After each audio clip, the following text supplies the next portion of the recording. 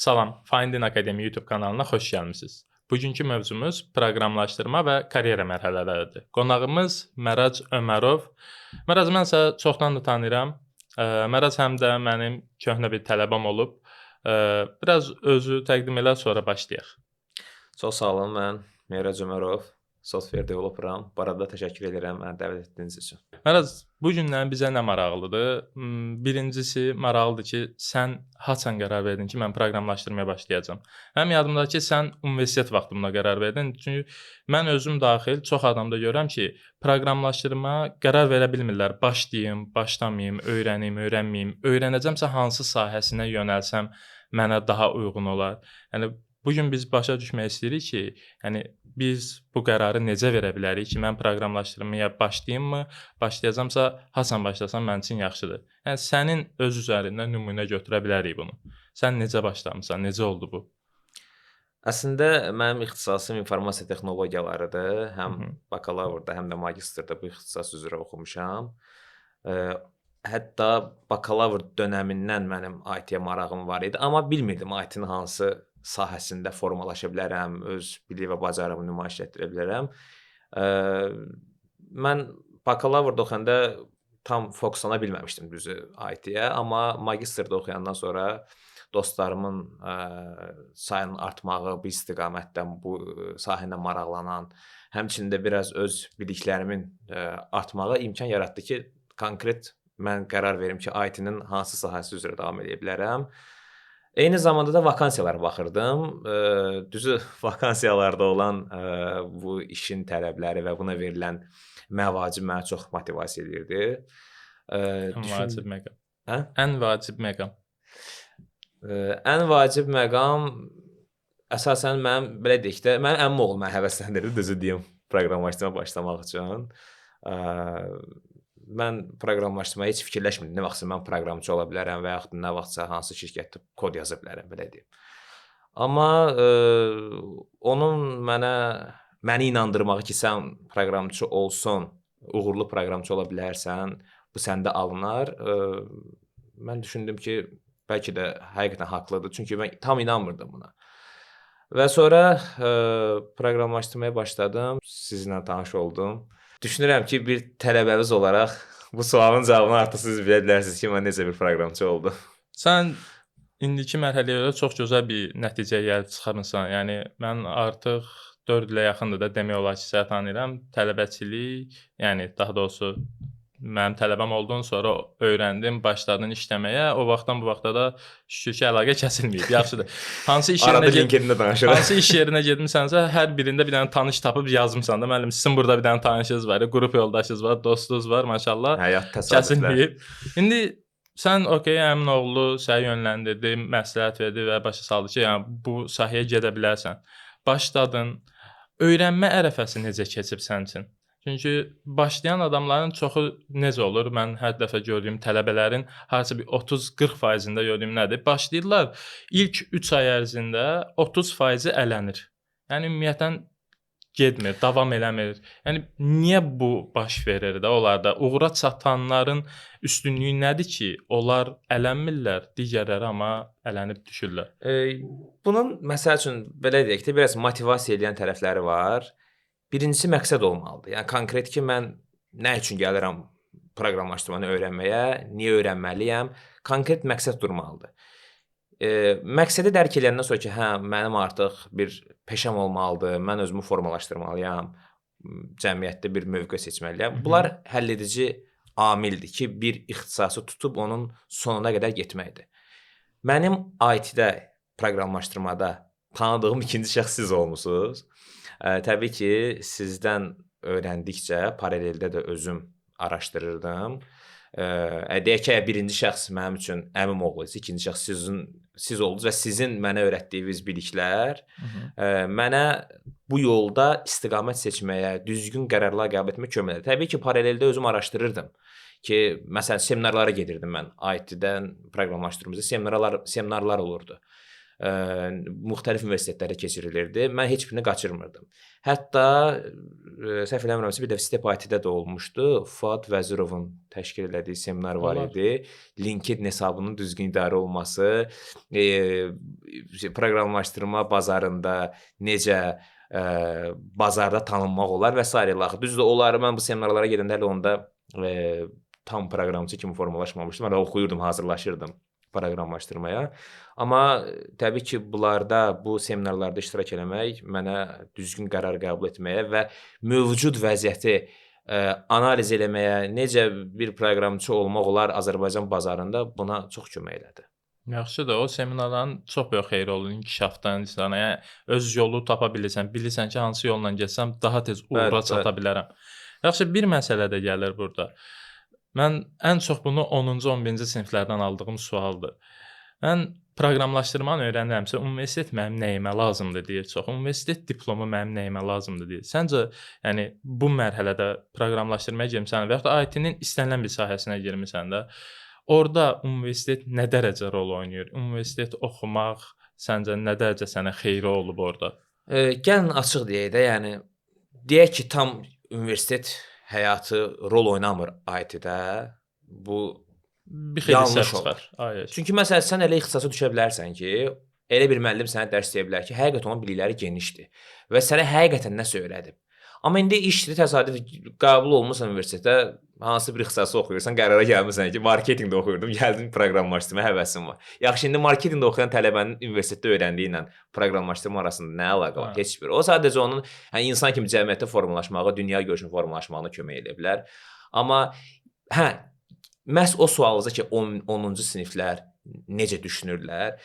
Məsələn, onlar hələ ki gəncdirlər də düşünürlər ki, əgər mən proqramçı olacağamsa, bəs mənim bu oxuduqlarım niyə lazımdır? Yəni sonda əgər mən buna yönəlirəmsə və bunun kursuna gedirəmsə, yəni niyə məktəb, universitet bunları oxuyuram? Bu biraz çətindir. Mən düşünürəm ki, lap o yaşdan da proqramlaşdırmaya başlamağa ehtiyac yoxdur. Çünki biraz universitet illəri falan biraz fikir formalaşdırsın. O ərəfədə başlamaq olar. Təcrübə proqramları falan sənə kömək edə bilər ki, reallıq necədir. Bəzən bu tələbələr üçün, hətta məktəbdə oxuyanlar üçün yüklənmə ola bilər. İndidən başlayırlar, çox yükləyirlər özlərini və biraz sıxıcı gələ bilər proqramlaşdırmaq, qorxulu gələ bilər. Yəni bu bir fobiyadır. Mən də yaşamışam bunu vaxtı ikən. Tapacam, tapmayacam, tapa biləcəm, yoxsa yox. Bəli, o çox təsir edir, yəni fikirlə. Amma yenə də mən fikirləşirəm ki, yəni 10-cu, 11-ci sinifdən proqramlaşdırmaya başlayanlar kifayət qədər çoxdur. Hətta 9-dan belə başlayanlar var. Onlar üçün məsləhətim odur ki, araşdırıb yenə də universitet ixtisasına uyğun getsə yaxşıdır. Məncə bu onların müstəqil qərarı deyil, onların valideynlərinin qərarıdır. Çünki valideynlər düşünürlər ki, mənim oğlum indidən öz karyerasını qurmalıdır ki, gələcəkdə çətinlik yaşamasın. Daha doğrusu indiki valideynlər nəyə görə belə edirlər? Görür ki, övladı bütün günü kompüter qabağında oyun oynayır. Və deyir ki, onsa bu kompüter qabağındadır, bütün günü oyun oynayır. Gəl ən azından bunu göndərin bir kursa, yenə kompüter qabağında olsun, amma nəsə öyrənmiş olsun. Uşaq yəni özü də bilmir ki, bu qrafik dizayner olsa daha yaxşıdır. Yəni buna bacarığı var, yoxsa proqramlaşdırmaya bacarığı var, yoxsa IT-yə bacarığı var. Tam hələ özünü kəşf eləməmiş, bir də görür ki, proqramlaşdırma içindədir. Bəzən olur ki, ona görə mən neçə dənə tələbə görmüşəm. IT ilə başlayıb və sonra keçib proqramlaşdırmaya və yaxud da proqramlaşdırmadan keçib kiber təhlükəsizliyə. Çünki adama maraqlı gəlib. Oxuduqca, öyrəndikcə görüb ki, proqramlaşdırma mənlik deyil, keçib kiber təhlükəsizliyə. Və yaxud da görüb ki, bacarmır və bunun ayrı bir istedadı var. Qrafik dizayna və yaxud da ümumiyyətlə də dizayn üzrə bir istedadı var. Qrafik dizayna, UI, UX-ə keçib və həqiqətən də bir nəticəyə gəlib çıxıb. Valideynlər biraz yönləndirməyə çalışırlar, orada da yüngülvari səhvliklər istər-istəməz olur. Bilirsiniz necədir? Məsələn, biz tutalım ki, game developer var da, belə deyək də. İndi Azərbaycan bazarında game developer o qədər də partlatmır, belə deyək də. Amma məsəl üçün tələbə vaxtı və yaxud da məktəbdə oxuyan uşaqlar gəlir kursa, həvəsləri olur. Həm özləri game oynayırlar, həm də game developer olmaq marağı var ki, mən özüm bir dənə öz game'imi yazacağam, nə bilim, düşünürlər, həvəs olur. Həqiqətən də yəni əksər hallarda elə tələbələri və yaxud da şagirdləri görmək olur ki, nəsə yaradırlar, startup layihələri olur. Amma o həvəslə gəlirlər və bir yaşdan sonra deyirlər ki, pul qazanmaq lazımdır. Yəni daha tamam da, yəni bunu elədik. Bir də görürlər ki, Azərbaycan bazarında game developer yoxdur axı. Yaxşı, bunu nə etmək lazımdır? Orada bir haçalanma olur, yəni yol ayrıcı olur ki, neyinim, yəni ya software developer olum, ya game developer olum. Bəlkə başım buraxım elə Azərbaycan bazarında qalacaqsa keçirlər hamısı software. olum. Yəni ümumiyyətlə bu dəyişdirmə məncə bazar məsələsidir. Yəni ki, bu biz nətədir? Sosial məsələlər çox təsirli qərar qəbul etməyə. Yəni kimi sosial problemlərə görə gəlib proqramçı olur, kimi proqramçı idi, sosial məsələlərə görə dediyimiz case-də bazarda başqa bir şey var. Dəyişir ixtisasını. Yəni bu çox faktor təsir edir. Onu görmüşəm həqiqətən də, yəni adam hansısa bir şöbə müdürü görmüşəm ki, 35 yaşında şöbə müdürüdür filan idarədə, amma indi başlayıb proqramlaşdırmaya. Soruşursan ki, niyə? Deyir, gördüm ki, burada həm məvacib, həm rahatçılıq daha çoxdur və mən motivasiya oldum. Deyir, baxıram ki, mənlə eyni yaşda olan adamlar var ki, okey, mən şöbə müdürüyəm, amma mən o qədər təzyiq altında işləyirəm ki, bunlar çox rahat işləyirlər. Axırda okey, mən şöbə müdürüyəm, filan qədər maaş alıram. Bunlar developerdir, filan qədər maaş alırlar. Demək olar ki, eyni maaş alırıq, amma bunlar məndən rahat yaşayırlar. Və onu belə fikirləşənlər var ki, yəni bunlar sərbəstdirlər də, bunlar üçün iş, stres nisbətən azdır. Düzdür, əslində proqramçıların kifayət qədər stres altında işləyirlər. O ayrı bir mövzudur. Pul qazanmaq asan məsələ deyil. Kifayət qədər stres altında işləyirik. Amma yəni o adamların çoxu baxırlar ki, developerdən iş sistemi daha rahatdır. Keçsin buna. Həqiqətən də nəticəyə çatanlar da olur. Ortada bacarmayıb dala qayıdanlar da olur. Valla düzün deyək, məsuliyyət elə məsuliyyətdir. Hansı pozisiyada olursan ol, iş yükü hamısında var, stres hamısında var. Yəni valla mənim özüm bir neçə başım ağrıyır yeni bir layihə yazanda. İstərsiniz mən indi baş ağrı olur. Layihə yox, sənin onlayn qoşulmaqların yadımdadır, mənim dərsə gəlmir. Yəni çox başım çox ağrıyır mənim bəzən. Yəni düşünürəm ki, yəni bu işin çətinliyi budur. Gözün yorulur, nə bilim başın ağrıyır. Nə qədər yorulasan, mən belə bir şey fikirləşirəm. Və indi onu səndən öyrənmək istəyirəm. Nə qədər yorulsan yorul, motivasiya olmalıdır məncə. Nədənsə motivasiya alırsan və o işin axırına edib çatmağa çalışsan da, o səni motivasiya eləməlidir. Məsəl üçün mən bir neçə dəfə motivasiyadan düşüb yarıda saxlamışam tələbəçilik vaxtında. Həqiqətən də mənim motivasiyadan salan da nə idi? Universitetin semestri plus proqramlaşdırma plus işləyirdim. Yəni üçü bir yerdə proqramlaşdırma bəzi hallarda yeni toollar öyrənməkdir, yeni mövzulara girməkdir. Bunlar öyrənmirdim. Atırdım qırağa ki, bildiyim mənə kifayət eləyir. Amma sonra nə motivasiya eləyirsə, görürsən ki, yeni bir vakansiya çıxır qabağına, iş çıxır qabağına və istəyirsən ki, gedəsən ora, amma görürsən ki, orada filan bir dənə tool var və sən bunu bilmirsən. Bilirsən ki, intervyuda onu səndən soruşacaqlar. O pul, məvacib səni motivasiya eləyir və sən başlayırsan oxumağa. İndi mənə maraqlıdır, sən yaşamısan bunu. Hətta öyrənəndə ortada elə bir mərhələyə gəlib çatmısan ki, öyrənməyə davam eləməklə işləmək arasında qalır insan. Ya öyrənməyə davam eləməlisən, ya işləməlisən, işləyə öyrənməlisən. Orada səni nə motivasiya eləyib, necə seçim eləmisən? O maraqlıdır. Bir şey dediniz ki, işləmək və oxumaq. Mən məsələn elə bir dönəm var idi ki, həm magistraturada oxuyuram, imtahanlar ərəfəsi, həm iş, həm də proqramlaşdırma. Yəni çox çətin idi. Düzdür, mən özüm həm proqramçı kimi işləyirdim, eyni zamanda kursda öyrənirdim. Yəni təbii ki, o kursda öyrəndiyimlə işlədiyim arasında fərq çox idi. Daha yaxşı proqramçı olmaq üçün daha yaxşı kursa gəlmək lazımdır. Daha yaxşı mütəxəssisdən dərs almaq lazımdır. Amma motivasiya edən şey o idi ki, bilirdim ki, yəni məqsəd var. Sonda uğurlu insanlara baxırdım, deyirdim ki, onların da azdan çoxdan həyat taleyi bizə bənzəyir də. Yəni bu qədər insan gedib alındırıbsa, deməli alındırmaq mümkündür də. Yəni yarıda qoyub getmək həll yolu deyil. Amma bəzən məsələn ən motivasiyasız dönəmlər hansılar olub? Okey, öyrənmisən, müəyyən biliklərin var. Müəllimin də tərifdir ki, sən əlasan da, Cavid mənim tərifim biraz yaxşısan, pis deyilsən. Partladırsan. Bəlkə də onu motivasiya edirdin mən. Sözsüz eləməliyəm ki, davam eləyəsən. Amma o ki, CV-də düzəltmisən, bir-iki dənə seminara zətə getmirsən, deyirsən ki, qaqaşlara qulaq asmışam da, bombada belə hər şey öz yerində hazırlamışam. Amma ki, hara CV atırsan, səndə cavab gəlmir. CV məsələsi, daha doğrusu, yəni hər hansısa bir vakansiyada geri cavab almamaq adamı çox sıxır. Yəni o belə adam motivasiyadan salır. Yəni hər şey qoysan bir qırağa, proqramlaşdırmanı, kod yazmağı, nə bilim, alqoritm qurmaq. Ən böyük alqoritm fikirləşirsən ki, görəsən nə çatışmır da, yəni mənə niyə çağırmırlar? Məni niyə çağırmırlar? İlk belə deyim də, ilk CV-ni hazırlayıb atanda təqribi nə qədər müddət sonra geri dönüş aldın? Sənə bir cavab gəldi ki, sən uğurlu və yaxud da uğursuz fərqi yoxdur. Nə qədər gözlədin? Bir şirkət barəsində danışıram, amma adını çəkməyəcəm. Aha.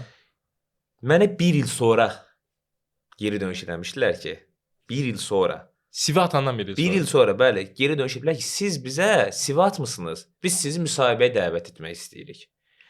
O CV də hansı CV-dir? Hələ kursa təzə-təzə başlayan vaxtlarda o ki CV-ni 3-4 dənə biliyinlə WPF, nə bilim C# falan yığdığım CV-dir. Skilllər yazıb qoyduğun CV. Hə, skilllər yazıb qoyduğun CV-dir. Mənə CV-ni maillə geri dönüş olaraq atmışdılar. Açdım CV-yə baxdım, gördüm ki, yəni bu hara? Yəni indiki CV-m hara? Yəni məncə bilirsiniz məziyyət necədir?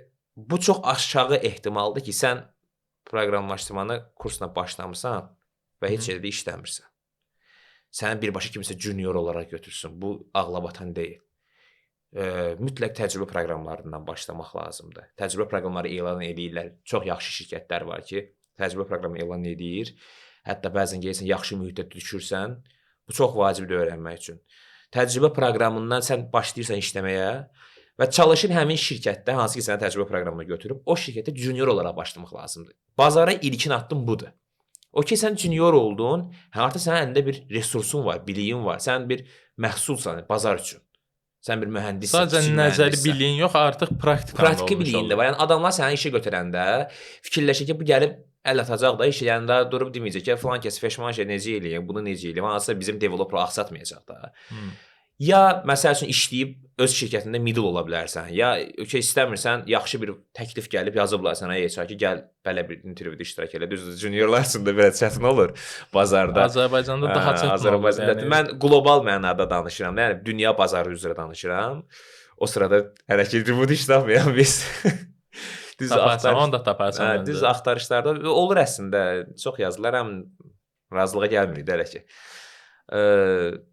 Junior olaraq başladın, hansı şirkətə middle gedə bilərsən və yaxud da junior gedə bilərsən. O sənin bilik və bacarığın asılıdır. Orada da bir şey qeyd edim ki, yəni belə bir şərt yoxdur. Sən 2 il işləməlisən ki, sən o bilik və bacarığı toplayasan. O sənin çox çalışmağından asılıdır. Çox çalışarsan, bəlkə elə gedib o 6 ayda təhsil eləyə bilər. Yəni düşdüyün mühitdən asılıdır, işlədiyin layihələrdən asılıdır. Ola bilər ki, okey sən nəzəriyyədə partlatırsan, amma yoxdur da sənin praktikan getdiyin işlədiyin yerdə tool yoxdur. Nə bilim MongoDB-nə işləməmisən, PostgreSQL-nə işləməmisən, Kafka-nə işləməmisən. Yoxdur. Nə edəsən indi? İmkan da yoxdur ki, dəyişəsən də. Həmişə hər zaman imkan olmur. Yaxşı məvacib alsan belə bəzən görsən ki, köhnə layihələrdə gedib işləyirsən. Bu da acı reallıqdır. Ancaq sadəcə İrən spagetti kodun içində itib batırsan bir inkişaf da olmur, qalır belə. Yaxşı, bax, ilkin mərhələ onda həqiqətən də başlamalısan intern, sonra junior.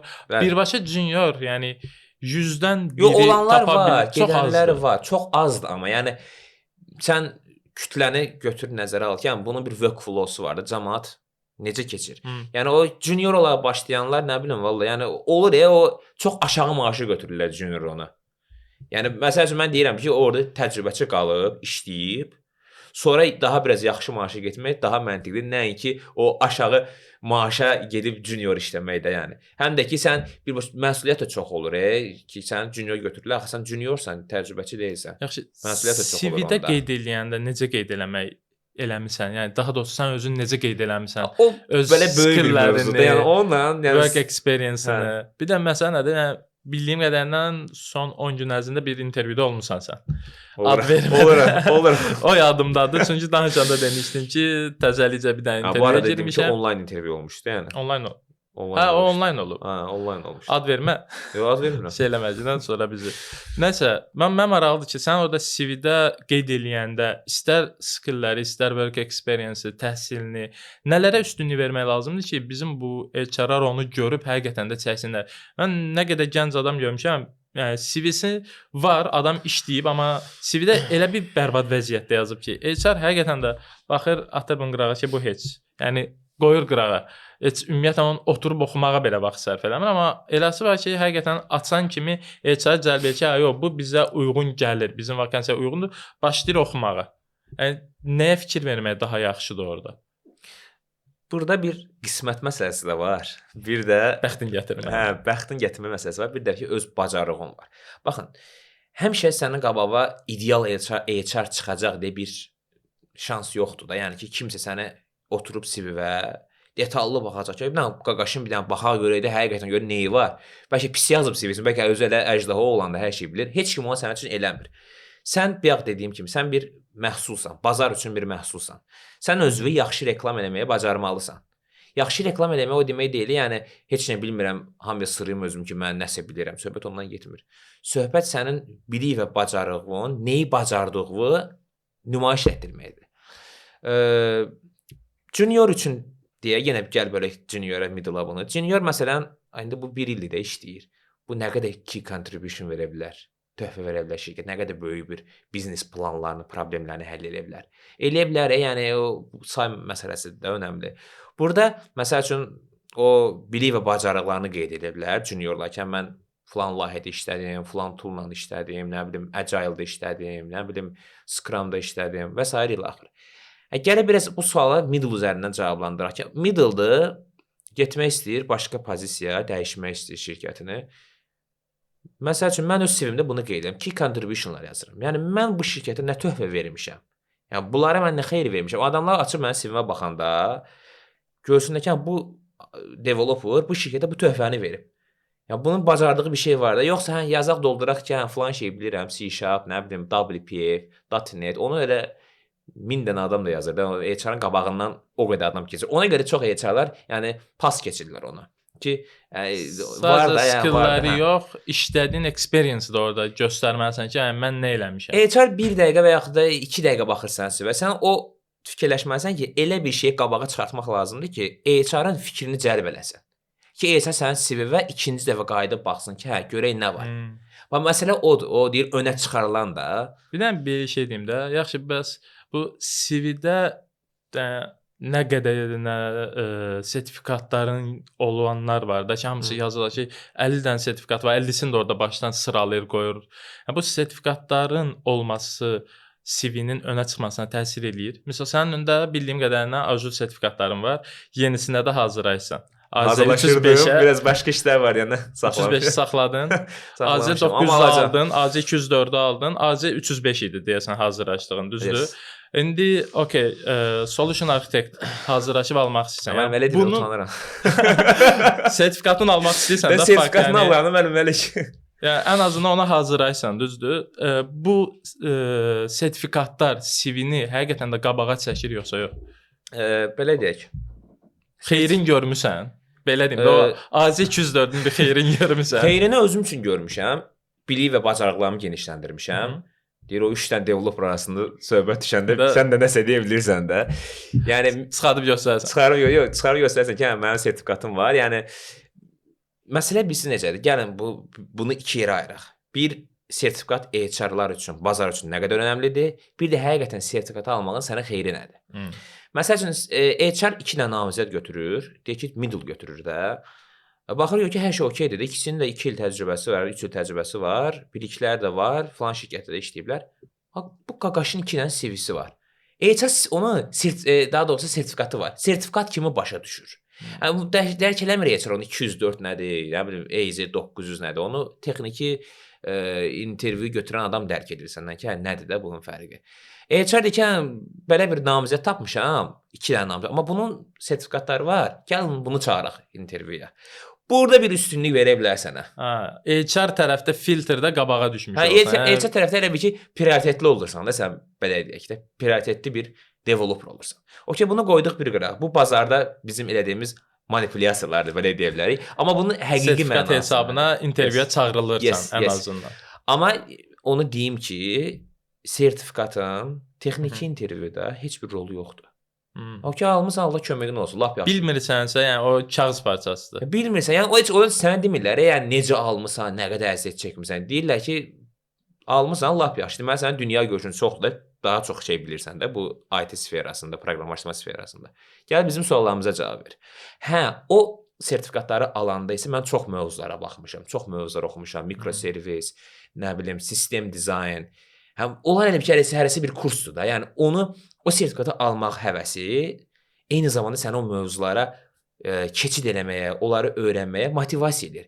Və sən sertifikatı alandan sonra sertifikat nədir ki, orada ABC edib gəlirsən də, amma sənin geriyə qalan nədir? Orada öyrəndiyin biliklərdir. Sertifikatı alıncaya qədər olan mərhələdə Bəli, mənim üçün qazandıqların. önəmli odur. Önəmli. İndi də oxumusan, hazırlaşmısan, get bir dənə sertifikatını da ver, imtahanını da ver, sertifikatını al da yəni. Heç. Yaxşı eləyib almısan. Mən bir dənə geri qayıtmaq istəyirəm. Bir məsələni də səndən soruşacağam. Buyurun. Ki, proqramlaşdırma öyrənəndə yəni kaş ki dediyim bir şeylər var. Yəni mən öyrənmə ərəfəsində olmusan da, belə deyək, tələbə olduğun ərəfədə, universitet tələbəçiliyini demirəm. Yəni proqramlaşdırmada tələbə olduğun ərəfədə kaş onda bunu eləməzdim və yaxud da bunu belə eləyərdim dediyim mərhələlər olub. Olub. Mənim özümdə doldu. Yəni say bitməz. 2018-də, 19-da elədiyim səhvlər, 2017-də elədiyim səhv, yəni məni ən azı 2 il arxaya atıb. 2017-də mən proqramlaşdırmanın bildiyin buraxdım, dedim ki, lazım deyil. Bir də xəbər tutdum ki, yəni baya proqramlaşdırmadan uzaqlaşmışam, başqa işlərlə məşğulam. Təzədən qayıdıncaya qədər, özümü toparlayıncaya qədər 2 il vaxtım getdi ortada. Yəni bu kaş ki dediyin nə olub orada?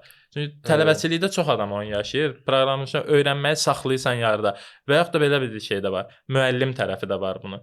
Kaş müəllimim daha yaxşı olardı. Nəmi instruktor, yəni öyrədən adam daha yaxşı bir mütəxəssis axtarıb tapar. Müəllimim olmuyor. Təbii ki, olmuyor. Sözsüz. Sadəcə yəni bu səndə necə olub? Bu mərhələ necə keçib səndə? Mən əslində məndə kəsilmə olmayıb ki, yarıda qoyum, gedim ki, mənə aiddir. Məsələn kəsməmişəm heç. Kəsməmişəm heç. Kəsmirsən müəllim. Heyf. Niyə pis şeylər yanınca salsan?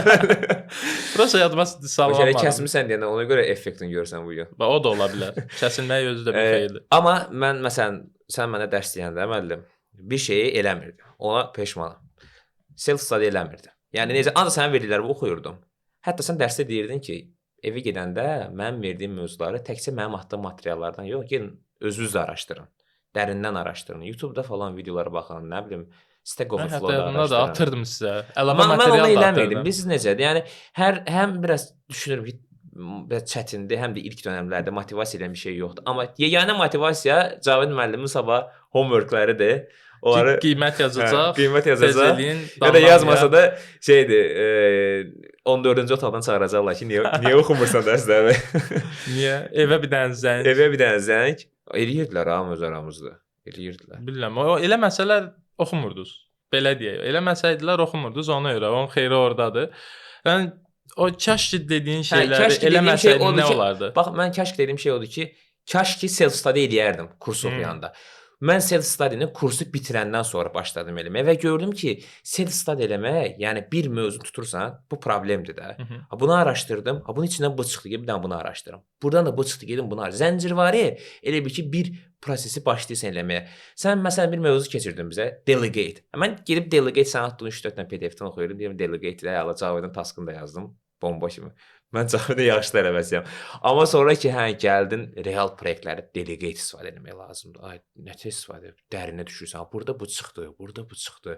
Yəni bu self study-nin önəmi odur ki, dibinə gedib çatırsan da. Orada da praktiki tərəfini də görmüş olsan. Yes. Self study həqiqətən lazımdır. Çünki dərsdə mövzu keçəndə o günkü mövzunu keçirsən və müəllim də bilir ki, mən sabah bunun olsa dərinini keçəcəm. Amma sən o dərinini özün oxumayanda gözləyirsən müəllimi gözləyincə o üzdən oxuduğun da yaddan çıxır bir də özün.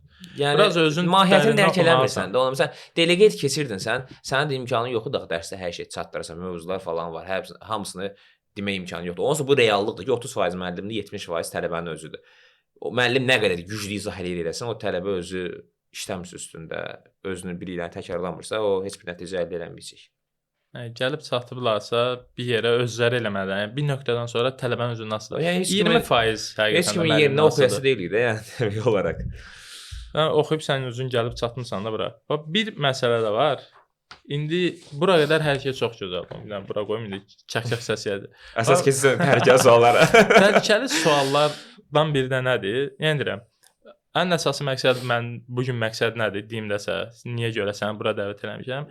Həqiqətən bu işə başlamaq istəyənlər, tələbə olanlar, başlamayanlar, başlamış olanlar, yəni yolun yarısında olanlar və o təhsil prosesini bitirib işə başlayanlar. Onlara biraz belə deyək də dəstək olmaz, onlara yol göstərmək Sən buraya qədər hər şeyi çox gözəl dedin. İndi gəl əsas məsələyə. Təhsili bitirdin, CV-ni də keçdin, intervyularda da bir əziyyət çəkdin və sertifikatın şotuna keçdin oranda. İşə girəndən sonrakı mərhələ ən vacib hissələrdən biri budur. Çünki mən öz bir dostumu görmüşəm ki, işə girib, əziyyət çəkib işə girib, maksimum 3 ay. 3 ay o təcrübə müddəti tamam olanda gəliblər ki, biz səninlə müqaviləni uzatmaq istəmirik. İşə girəndən sonra nələri eləmək lazımdır, nələri kəsməmək lazımdır? Deyək ki, işə düzəldin də, işə başladın. Yəni bunların hamısını özüm də yaşamışam. Bilməmişəm necə eləmək lazımdır, işə gedəndə nə etmək lazımdır. O səhvlər eləyə-eləyə özün formalaşırsan. Mən heç kim deməyib ki, işə qəbul olanda filan şey eləmək lazım, peşman şey eləmək lazımdır. İşə girəndə məsəl üçün layihələrlə tanış olmaq lazımdır. Nə layihələr var? Yüngülvari bir biznes planı dərk eləmək lazımdır ki, biznes necə işləyir, əsas workflow nədir burada, komandalarla tanış olmaq lazımdır, biznes analitikləri kimlərdir, nə bilim, SQL komandası kimdir, DevOps komandası kimdir, deployment prosesləri necə gedir. Yəni onsuz da bunları bir iki dəfə task eləyəndən sonra dərk edirsən, amma yeni başlayanlar üçün, ümumi mənzərəni dərk eləmək üçün bunlar vacibdir. Bir də öz məsəl üçün funksionallığı, öz məqsədini biləsən də, yəni mənim işim nədir burada? Əgər mənim işim kod yazmaqdırsa, kod yazıram. Bəzən gəlsən şirkətlərə, deyirlər ki, qaqaş, bir dənə deployun da sənədə də, qaqaş, bir dənə burada SQL-də bir dənə data var, bunu buradan bura keçir. Okey, mən developeram, mən eləyəcəm, onun üçün mən onu kursda da öyrənmişəm, özüm də bilirəm, heç kim olmasa belə gedib özüm eləyirəm. Amma bir şey deyim, mən yeni başlayanlar üçün ən böyük məsləhətim, işdə hətta deməsələr də o işlərə sənin özün girməyin yaxşıdır. Yox, özün elə, amma bir sənətərdə müəllim, özün bilirsən də şirkətlərdə yükləyirlər. Yükləyirlər. Yəni sən o yükləndiyin ərəfəyə, sən elə gedib 2 dənə dərin mövzu öyrənirsən. Biri var ki, SQL-ə ancaq insert eləyəsən. Abi 100 dənə data insert edir, başa düşdün, ikisində, üçündə insert anladın. Yəni insert nədir, table nədir? Amma daha indi bunu sui-istifadə eləməsinlər də. Özün paraleldə araşdır, dərk elə proses necə işləyir. Onsuz da belə yerə düşürsən ki, bəzən heç nə orada SQL developer var, nə DevOps var, bir dənə software developer var, sənsən. Hər şey sənin boynundadır. Hər şey sənin inkişaf boynundadır. üçün çox gözəldir o mərhələ. Təbii ki, bunu rəhbərlər sui-istifadə eləməsə.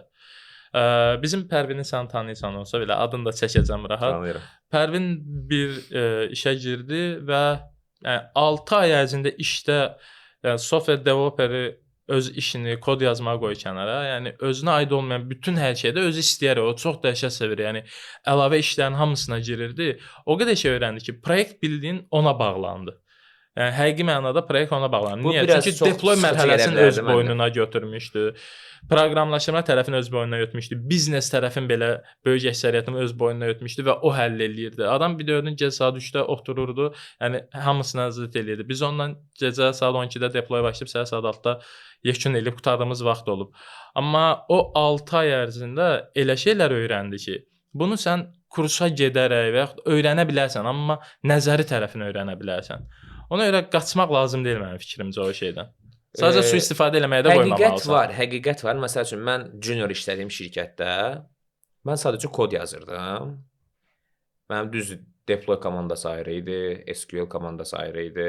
Düzdür, məsəl üçün migrationlar biz verirdik və yaxud da yeni table yaranmaq onu developer özü eləyirdi. Amma yəni daha müştərilərin məlumatlarını inteqrasiya etdirmək, dev mühitlə prod mühiti sinxronizasiya etmək məsələni biz eləmirdik. Məsələn, mən junior olanda mən kodumu yazırdım, deploya sadəcə mən pull request yaradırdım, nə bilim release yaradırdım və deploy komandası bunu eləyir, çıxan problemləri özləri qarşılayırdılar. Mən qalan digər vaxtı ancaq sertifikatları hazırlaşmağa ayırmışam, self-study eləmişəm. Bu gün məsələn işlədiyim şirkətdə nə SQL komandası var, nə deploy eləyən komanda var, DevOps yoxdur.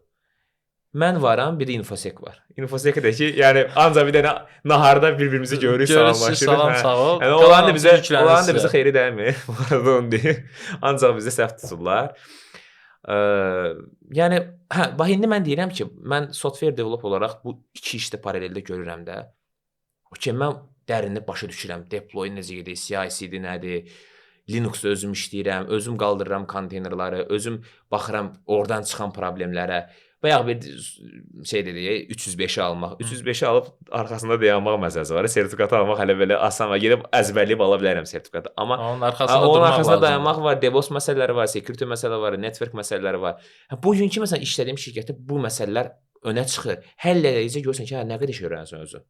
Amma yəni o imkan, o nəzəri bacarığın olsun ki, yəni nəzəri bacarığın yoxdur, sən junior gətirib deyirsən ki, gəl deployla. Bu heç birinci deploydan qabaq mən bir şey öyrənməmişdən qabaq başlayıram ki, amma gedib mən nəzəriyyəsini oxuyum. Mən bunu MongoDB tətbiq edirəm. Gedib o nəzəriyyəsini oxumalıyam birinci. Dərk eləməliyəm. Bu nədir? Bu nə?